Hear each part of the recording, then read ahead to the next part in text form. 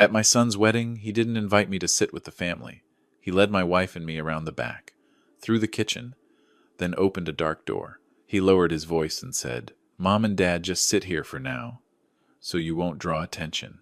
I stood there, in a suit I had worn for 10 years, listening to the music drifting in from the main hall. When I reached for my wife's hand, ready to leave, a stranger gently touched my shoulder and whispered, "Just pretend you're sitting with me." If you're listening to this story, and you believe parents should never be treated like an afterthought, subscribe to the channel so you don't miss real stories like this. And leave a comment telling me where you're listening from, because right after this, I'll tell you what happened behind that dark door. I followed Brandon across the parking lot, where the sea breeze carried a faint smell of salt. This wasn't the main entrance. The main entrance was out front. Bright carpet, tall glass doors, men in tailored suits laughing and talking. My son didn't look that way. He walked faster, like he was afraid someone might notice we were together. He stopped beside a luxury car, parked close to the wall, and turned to me. His voice was low and clipped, the way he sounds when talking business. "Please understand, Dad. Most of my guests are people from my circle. You and Mom going through the main hall. It wouldn't be appropriate." I looked at my son's face. 30 years ago, that same face used to look up at me when I carried him into my carpentry shop, his little hand gripping my finger, scared of the sound of the saw. Today, his eyes avoided mine, as if I were something unnecessary. Melissa stood beside me. She didn't say a word. I knew her leg had been hurting for weeks. That morning, she had still walked slowly, just so I wouldn't worry. Brandon glanced down at his mother's worn shoes, and quickly seized on that excuse. "Mom's leg is hurting anyway. I've got a quieter place. You can sit there and watch the ceremony comfortably." He led us around to the back of the hotel. With every step, the light grew dimmer. The wedding music faded into a distant echo. At the end of the hallway, Brandon opened a metal door. Inside was a narrow room, low ceiling, cold, white lights. A few uniforms hung on hooks, a long bench against the wall, a small TV mounted high up, live streaming the ceremony from the main hall. "Just sit here for now. Staff still use this room. No one will bother you." He spoke quickly, like he didn't want to stay. I looked around. The smell of laundry and mild detergent. No windows, no flowers, no laughter. Just the image of my son on a screen, standing under bright lights, wearing a brand new suit. I knew he bought it with the first money he made from his company. Melissa sat down. She placed her hands on her knees and let out a quiet breath. I stood there for a moment, not because I was tired, but because I needed a few seconds to understand what was happening. I had thought, no matter what, today was his day. I didn't need a front row seat. I just never imagined I would be placed in a room where even the light wasn't meant for us. Through the slightly open door, I saw staff members walk past. They glanced in, then looked away, assuming we were hotel workers. I didn't correct them. Maybe, in my son's eyes, that was all we were. The ceremony began. On the screen, Brandon smiled brightly. He hugged Sloane's parents, calling them by affectionate names I had never heard him use with me. Melissa watched the screen, her eyes shimmering, but no tears fell. I knew she was wondering what she had done wrong. I thought about the suit I was wearing. I bought it 10 years ago, when Brandon said he needed money for a house down payment. I told myself an old suit was fine. I didn't need anything new. I just wanted my son to have a steadier life than I ever did. I never imagined that suit would become the reason I was hidden away. A little later, Sloane stepped into the room. She only needed more tissues. Her eyes swept over us, then stopped on Melissa, who had her head lowered. Melissa gently wiped her eyes. Sloane sighed, adjusted her dress, and said, not loudly, but clearly enough, "Please don't cry in here. I still have to be on camera later. People will see." Then she turned and left. The door closed. The room fell quiet again, except for the voices from the screen and my wife's steady breathing. I placed my hand on her shoulder. She took my hand, softly but firmly. "I'm fine," she whispered. I knew she wasn't. I looked around one last time. This room wasn't for guests. It was for people who weren't meant to be seen. I understood that message very clearly. I bent down and told Melissa we should go home. No need to make a scene. No need to make anyone more uncomfortable. Just as I opened the door, a hotel manager stepped in front of us. He looked me up and down, suspicion in his eyes. "Where do you think you're going? This area isn't for guests." Before I could answer, he motioned to security. In that moment, a bitter truth settled in. In this place, I wasn't the groom's father. I was just someone who didn't belong at the party. I was about to take Melissa's hand and walk past them, leaving the hotel in silence. And right then, when I had already accepted retreat, a calm, steady voice sounded behind me. "Wait a moment. Where do you think you're going?" I turned back on instinct. I hadn't even seen who spoke yet, but the manager froze. His tone changed instantly. He dipped his head, stepped aside, like he'd just realized he was standing in the wrong place. I didn't understand what was happening, but I knew that feeling. The feeling when authority enters a room without raising its voice. The man standing there wore simple, light-colored clothes, nothing flashy. Yet the way he stood made the space feel slower, quieter. His eyes moved over me, over Melissa, then paused on the room behind us. He didn't ask questions. He just looked, and for the first time that evening, I felt seen. "It's not comfortable in there," he said, calm and even. "This party is crowded. You shouldn't be in that place." The manager bowed deeper. I didn't know how to respond. I was used to staying quiet when pushed aside. I wasn't used to someone pulling me back. "We took the wrong way," I said, out of habit. "We're leaving." The man looked straight at me. No pity, no curiosity, just a steady look, like he was weighing a very simple decision. "No," he said. "You haven't eaten yet." He turned to the manager and spoke a few short sentences. I couldn't hear them clearly, but I saw the change immediately. The manager nodded again and again, then waved the security away. The doors to the main hall opened in front of me, wide, bright enough that I had to squint. Music poured out, the clink of glasses, the scent of fresh flowers. I had been standing at the edge of this party all evening, and now I was being pulled straight into its center. We stepped inside. Melissa tightened her grip on my hand. I could feel her hesitation, the fear of stepping into a place that wasn't meant for her. I felt it too. But I didn't stop. I had stopped enough in my life. Guests turned to look. A few curious glances. A few uneasy ones.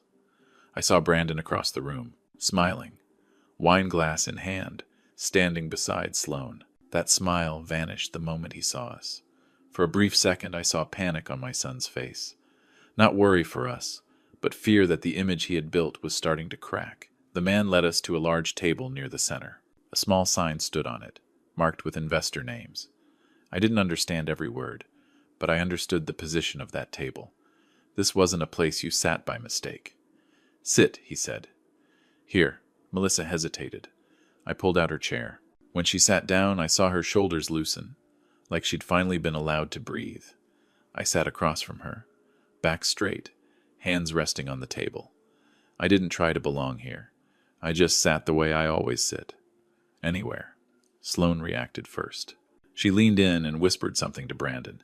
He turned, looked at us, then at the man standing beside the table. His lips moved, but no sound came out. He took a step forward, then stopped.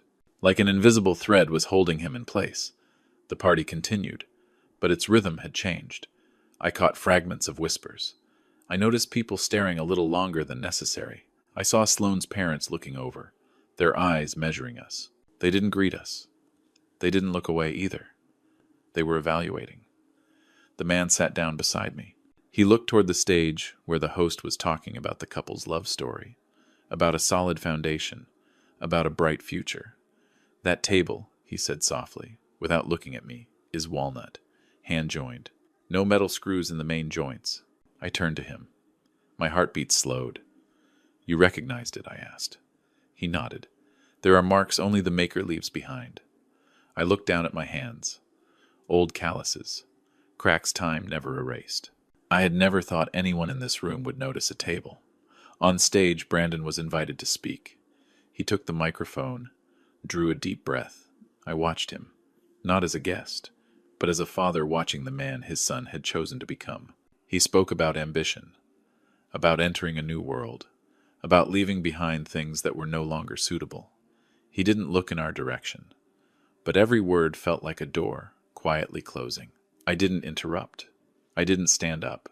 I just sat there, listened, and let the silence inside me grow. When the applause rose, the man beside me set his glass down. He turned to me, his expression calm, unchanged.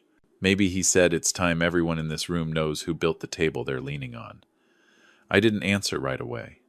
I looked toward the stage, where my son was bowing in thanks amid the applause. I knew this fragile calm was about to end. And this time, I wasn't the one being led out. The man beside me didn't say anything more. He simply stood up, straightened his chair, then leaned slightly toward me, his voice low enough that only I could hear. "There are evenings," he said, "when people need to sit in the right place, so things can return to where they truly belong." I didn't ask who he was. I've learned not to ask questions that don't need answers. I followed the direction of his hand. The center table. The one Brandon and Sloane had tried all evening to get close to, and had been politely turned away from every time. A table for people who don't need introductions. "Would you mind," he continued, "if tonight you just pretend you're sitting with me?" The words sounded casual, almost polite, but I knew this wasn't an ordinary invitation. I looked at Melissa. She looked back at me. Worry in her eyes, yes, but also something else. The exhaustion of someone who has endured enough. "If you're okay with it," she said softly. I nodded, not out of curiosity, not to prove anything. I just didn't want to leave again. We stood up. The man walked half a step ahead, never rushing us. As we crossed the open space between tables, I felt the silence spread. The music kept playing, but conversations faded. I heard chairs shift, whispers cut short. No one said it out loud, but everyone sensed something was drifting off script. The center table felt brighter, not because of the lights, but because the space around it was always kept clear. The man pulled out a chair for Melissa, then motioned for me to sit across from her. He sat down last, placed his hands on the table. Calm, as if this had always been the natural order. A server appeared instantly. Head bowed. No names asked. No confirmation needed. Water poured in silence. That's when I noticed the difference. No one here asked who we were. Brandon stood not far away. I saw him turn to Sloane, speaking quickly. She shook her head, lips pressed tight. Her parents glanced over, then turned away, as if they wanted no part of it. I didn't feel angry. I only felt the distance my son had built with his own hands. The man beside me glanced at my wrist. There was a small metal pin there, a wood chisel. I'd worn it since retirement. An old habit. Something I never thought anyone would notice. "You kept it," he said. I was surprised. "Kept what?" "The pin," he replied. "I've seen that mark on a few pieces. Not many, but enough to recognize it." I looked at him more carefully. An unfamiliar face, a voice without flair, eyes that never searched for attention. In that moment I understood why he could sit here, without anyone needing to know his name. "I was just doing my job," I said. "Back then." He nodded. "Some people do their work. Others live off that work." I didn't ask more, but I could feel something being placed on the table, slowly, deliberately. The party moved into its main segment. The host announced a speech from the hotel's lead investor. The man beside me stood up. The entire hall turned toward him at once. No long introduction, no titles. Attention arrived on its own. He took the microphone, spoke briefly about the space, about the value of things made by hand in a world that loves speed. No one clapped midway. Everyone listened. Then he turned toward me. That look didn't ask permission. It simply confirmed. "And before we continue," he said, "I'd like to invite someone up here. Not because he's famous, but because without him this room wouldn't stand the way it does today." I felt Melissa's hand tighten around mine. I stood up on instinct. Not because I wanted the stage, but because I knew that if I stayed seated, the story would no longer be mine. I walked up, step by step. The lights came down on me. I wasn't used to this brightness. I looked out over the hall. I saw Brandon. His face had gone pale. He shook his head ever so slightly, a belated plea. The man stood beside me, placed a hand on my shoulder. Not heavy, not forcing. "This is Gregory," he said. "The man who built the table you're leaning on. The man who taught me that true value never needs to be displayed." No one laughed. No one whispered. This silence wasn't dismissal anymore. It was full attention. I took the microphone. My hands didn't shake. I had no prepared speech. I only spoke what I knew. I'm not used to standing here, I said. I'm used to standing behind the things people use every day. I paused, looked down. I saw Melissa. I saw her nod. Just slightly. Tonight, I continued. I only wanted to sit with my wife, in a place where we didn't have to hide. I handed the microphone back. Nothing more. I didn't need to add anything. The room understood on its own. As I stepped down, the man leaned toward me again, his voice calm just as it had been from the start. "Thank you," he said, "for sitting with me." I looked at him. This time, I understood. I wasn't pretending to sit with him. For the first time that evening, I was sitting exactly where I belonged. I had just stepped off the stage when Brandon rushed toward us. He moved fast, but didn't dare run. I recognized that walk, the walk of someone trying to keep their dignity, when the cracks are already showing. "What are you doing, Dad?" he said, voice low but urgent. "You weren't allowed up there." I looked at my son. I felt no anger. I only saw a young man standing between two worlds, and both were about to close their doors. The man beside me had heard enough.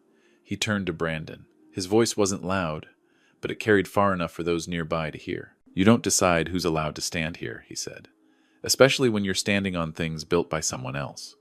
Brandon froze. He opened his mouth, then shut it again. Sloane stepped in, forcing a polite smile. "Maybe there's been a misunderstanding," she said. "Today is our wedding day." The man nodded slightly. "Yes, and it's also a good day for the truth." He turned to the host and gave a short signal. No explanations, no requests. The microphone was handed back to him. The hall fell silent again.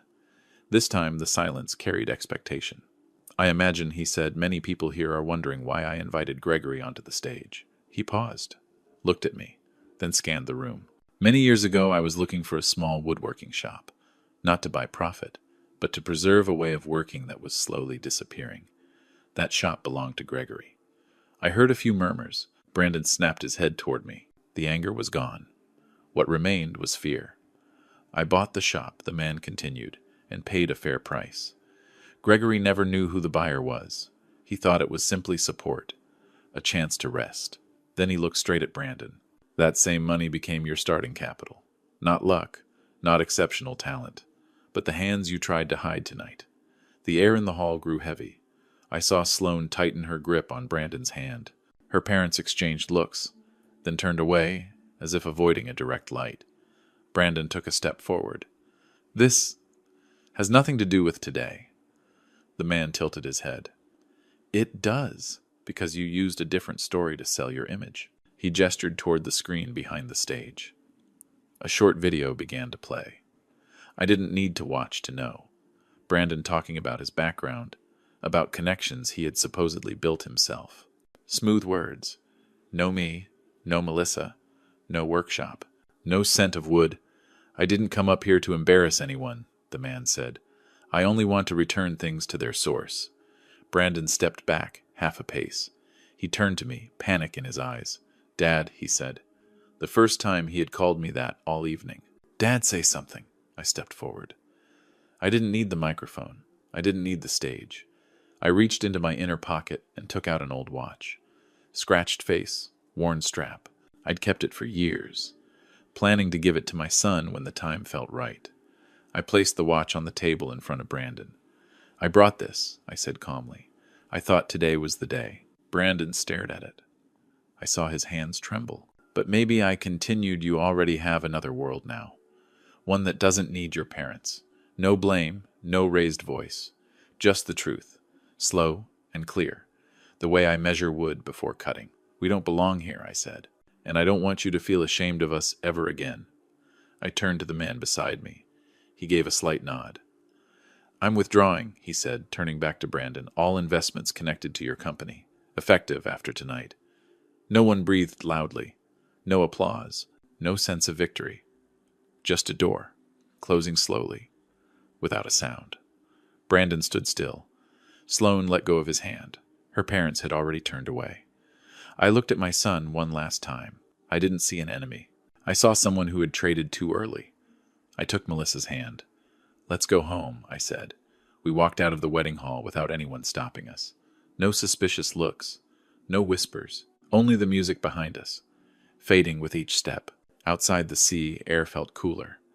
Melissa let out a long breath, like she had just left a room without windows. I knew tonight hadn't ended everything, but one thing was clear. Once the truth is placed on the table, it doesn't need more words to stand on its own. 6 months have passed since that night. I didn't count the days, but I remember clearly the feeling when the hotel doors closed behind us. Not relief, just silence. A silence wide enough for Melissa and me to walk side by side again, without looking over our shoulders. In the days that followed, I didn't look for Brandon. I didn't avoid him either. I simply returned to my old rhythm, waking before the sun, making coffee for Melissa, sitting by the window listening to the sea breeze. Her leg slowly stopped hurting, not because of medicine, but because she no longer had to tense herself to stand in the right place. News reached us in very ordinary ways, not through the media, not from anyone who had been at the wedding.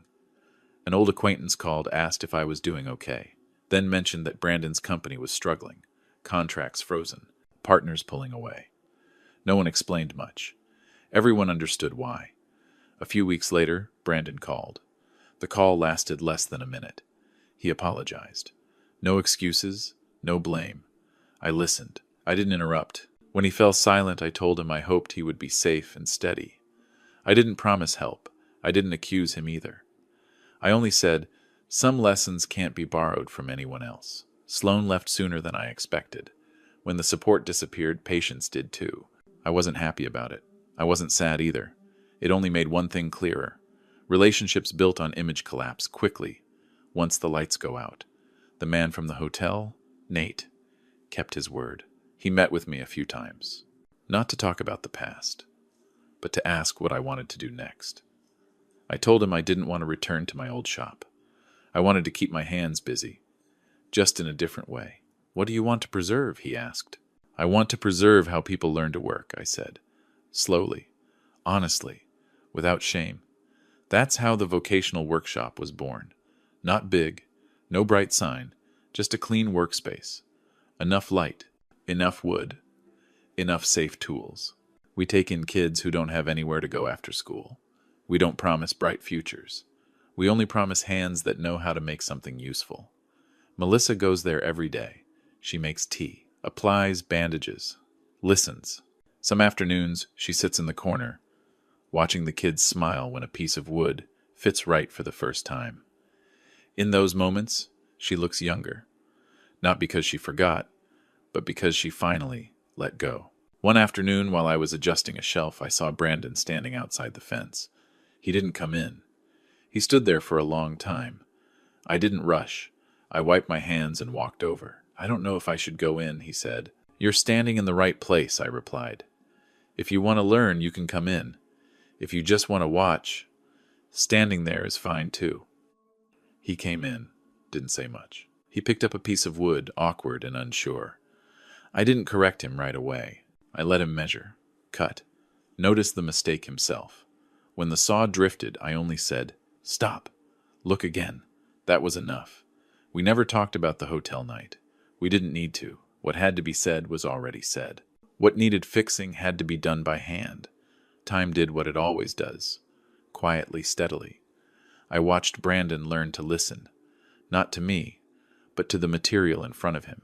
I saw him understand that some things can't be rushed, and some foundations can't be rebuilt with words. One day Nate stopped by. He stood outside, didn't make a sound, watched the kids work, watched Melissa smile. He didn't give a speech. He just placed an envelope on the table, said it was a scholarship fund for next year. I nodded. No long thanks needed. That evening, as I closed the workshop, I stood by the fence. I remembered the room behind the kitchen, the cold, white light, the screen mounted high. I remembered the feeling of being placed somewhere without windows. Then I looked back inside the shop, where light falls straight onto the workbench, where everyone stands equal before a piece of wood. That's when I understood the final truth of this story. It isn't about who lost what. It's about who managed to keep something. Wealth isn't a balance sheet. It's how you treat the people who laid your first bricks. And gratitude isn't something you say. It's something you do, again and again, even when no one is watching. If you ask me what I would do if I could go back to that night, My answer is simple. I would still hold my wife's hand, stand straight, and walk toward the light.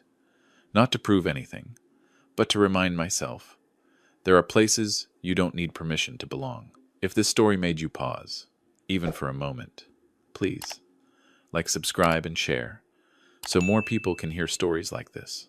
Your support helps real human stories continue to be told.